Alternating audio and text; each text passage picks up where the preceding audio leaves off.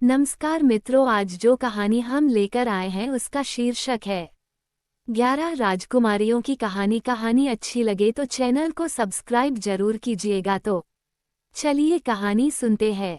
बहुत समय पहले की बात है। एक राज्य में एक राजा राज किया करता था।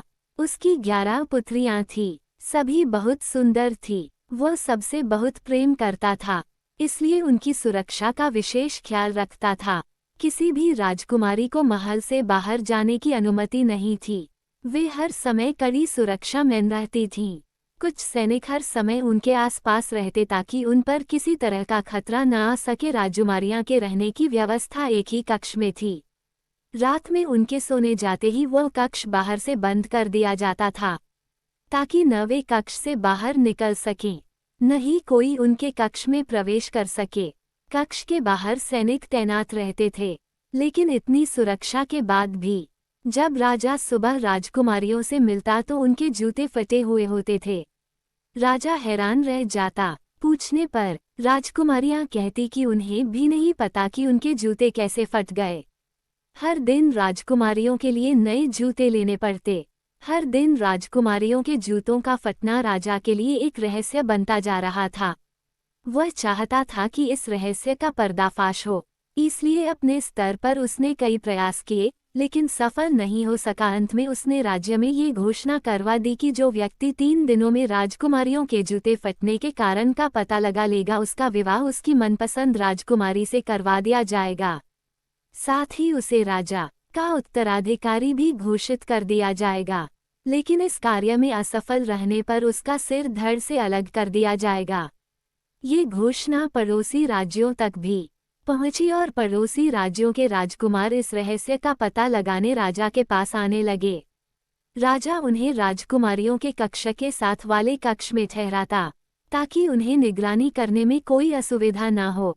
लेकिन रात होते ही राजकुमार गहरी नींद में सो जाते और सुबह होने पर देखते कि राजकुमारियों के जूते फटे हुए हैं। कई राजकुमारों को रहस्य का पता न लगा पाने के कारण अपने प्राण देने पड़े।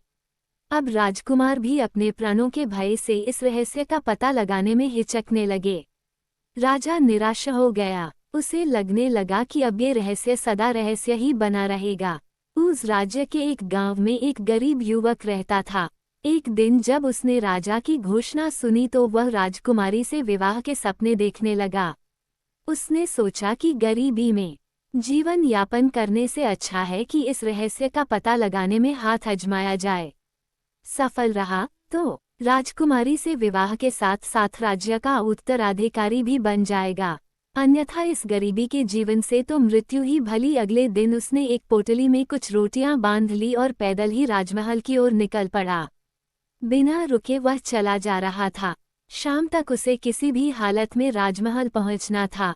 चलते चलते दोपहर हो गई और उसे भूख लगाई। वह थक भी चुका था, इसलिए एक पेड़ ने नीचे भोजन करने और सुस्ताने के लिए बैठ गया। लेकिन जैसे ही उसने खाने के लिए पोटली खोली, एक बूढ़ी औरत वहां आ गई और उसने उससे खाना मांगा। युवक भूख से बेहाल था, लेकिन दयावश उसने अपनी सारी रोटियां उस बूढ़ी औरत को दे दी। रोटियां खाकर वह औरत तृप्त हो गई और उसने युवक को ढेर सारा आशीर्वाद दिया। पूछने पर युवक ने उसे बताया कि वह राज्य की 12 राजकुमारियों के जूते फटने के रहस्य का पता लगाने जा रहा है। तब बूढ़ी औरत ने उसे एक टोपी दी और बोली, बेटा ये कोई साधारण टोपी नहीं है, ये एक जादुई टोपी है। इसे तुम जब भी पहनोगे अदृश्य हो जाओगे। हो सकता है ये तुम्हारे काम आए। और हाँ, मेरी एक बात याद रखना, यदि राजकुमारियां तुम्हें कुछ भी खाने पीने को दे तो उसे मत खाना। टोपी लेकर युवक ने बूढ़ी औरत से विदा ली और महल की ओर चल पड़ा। शाम होते तक वह महल पहुंच गया। महल के द्वारपाल द्वारा उसे राजा के समक्ष ले जाया गया। उसने राजा को अपने आने का प्रयोजन बताया तो राजा के राजकुमारियों के कक्ष के निकट एक कक्ष में उसके रहने की व्यवस्था कर दी। रात में युवक अपने कक्ष में बैठा हुआ था कि सबसे बड़ी राजकुमारी शरबत लेकर उसके पास आए और उसे देते हुए बोली, मैं ये शरबत भेंटकर आपका महल में स्वागत करती हूँ। आपने ऐसा शरबत पहले कभी नहीं पिया होगा। इतनी सुंदर राजकुमारी को देख युवक कुछ कह ही नहीं पाया और बूढ़ी औरत द्वारा दी गई चेतावनी भूल गया। शरबत का गिलास हाथ में लेकर वह उसे एक बार में ही गटक गया। राजकुमारी मुस्कुराते हुए चली गई। राजकुमारी के जाते ही शरबत ने अपना असर दिखाया और युवक नींद के आगोश में समाने लगा। वास्तव में उस शरबत में नींद की दवा मिली हुई थी। रात भर युवक गहरी नींद में सोता रहा। सुबह उठकर जब वह राजा के पास गया तो उसे पता चला कि 11 राजकुमारियों ने जूते फटे हुए हैं। राजा ने उसे चेताया कि अब उसने पास मात्र 2 दिन का समय शेष है। इन 2 दिनों में यदि उसने राजकुमारियों के जूते फटने के रहस्य का पता नहीं लगाया तो उसका सिर धड़ से अलग कर दिया जाएगा। युवक को अपनी गलती का एहसास था। उसने तय किया कि वह आज की पूरी रात जागेगा और बूढ़ी औरत की दी हुई जादुई टोपी पहनकर राजकुमारियों के कक्ष में जाकर निगरानी करेगा। रात हुई तो सबसे छोटी राजकुमारी शरबत लेकर युवक के पास आ गई। सारी राजकुमारियों में वह सबसे सुंदर थी। उसने जब शरबत का गिलास आगे बढ़ाया तो युवक फिर बूढ़ी औरत की चेतावनी भूल गया। उस रात भी शरबत पीकर वह गहरी नींद सोया। सुबह उठने पर उसे फिर से अपनी गलती का एहसास हुआ। राजा ने उसे बुलाकर अंतिम चेतावनी दे दी कि इस रात रहस्य का पता न लगा पाने पर वह अगली सुबह अपने प्राण गंवा देगा। अब युवक के सामने करो या मरो की स्थिति थी। उसे उस रात हर हाल में जागना था और राजकुमारियों के जूते फटने के रहस्य का पता लगाना था।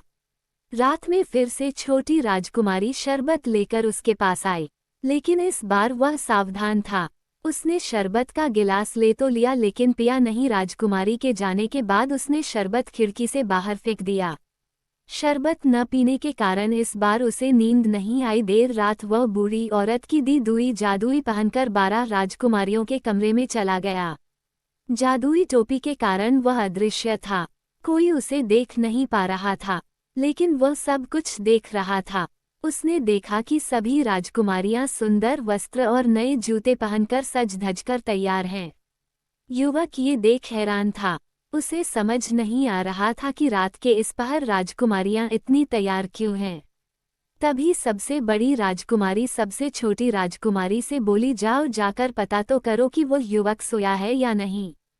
छोटी राजकुमारी युवक के कक्ष की ओर की दीवार पर कान लगाकर खड़ी हो गई और उसके खर्राटे सुनने की कोशिश करने लगी। युवक समझ गया कि उसे खर्राटे की आवाज़ निकालनी होगी ताकि राजकुमारियां उसकी ओर से निश्चिंत हो जाए।